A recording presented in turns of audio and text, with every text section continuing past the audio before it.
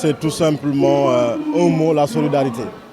La solidarité manifestée à l'endroit des populations sénégalaises, mais la solidarité aussi manifestée à l'adresse du personnel du port autonome de Dakar, qui appartiennent tous à ces familles religieuses et qui sont venus aujourd'hui célébrer avec tous les Sénégalais la préparation du Mawlud qui célèbre la naissance, la nuit de la naissance du prophète Mohammed sallallahu alayhi wa sallam.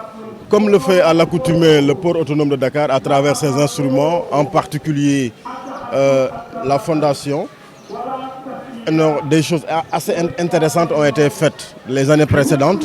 Aujourd'hui auprès des familles religieuses, on a été à Yoff, à Ndiassane, aujourd'hui à Tivaouane. On compte progresser sur Ndiassane et Kaolack.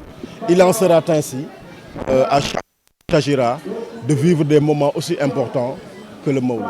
Oui, je l'ai dit tout à l'heure, le port n'a jamais cessé d'être aux côtés des citoyens. On est venu dans l'esprit d'amplifier, de donner beaucoup plus de poids à cette solidarité manifestée.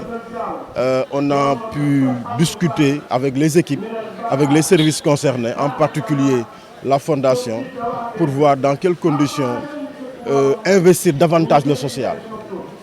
Investir davantage pour des projets à forte incidence sociale, tels que l'environnement,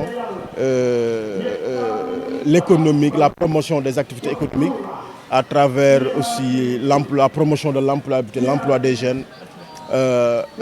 Énormément de projets sur lesquels nous comptons travailler, mais aussi des orientations sur lesquelles qu'on va travailler à mettre en œuvre en synergie avec tous les services, en parfaite ligne de ce que le président prône, nous a aussi indiqué de faire, d'être efficace, très concret par rapport à des solutions, par rapport à une prise en charge très concrète des besoins des populations sénégalaises.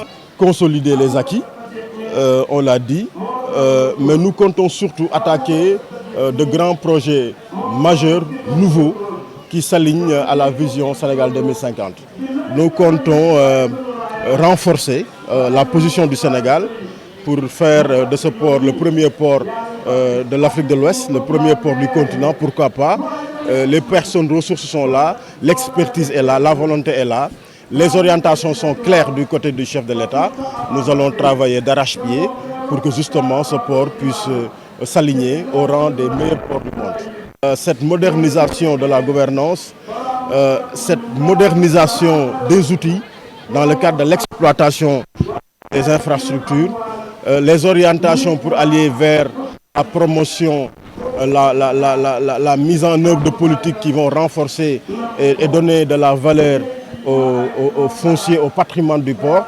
Tout cela constitue des orientations, des pistes sur lesquelles nous sommes en train de travailler, en intégrant un aspect important, le renforcement du capital humain, qui nous semble être fondamental.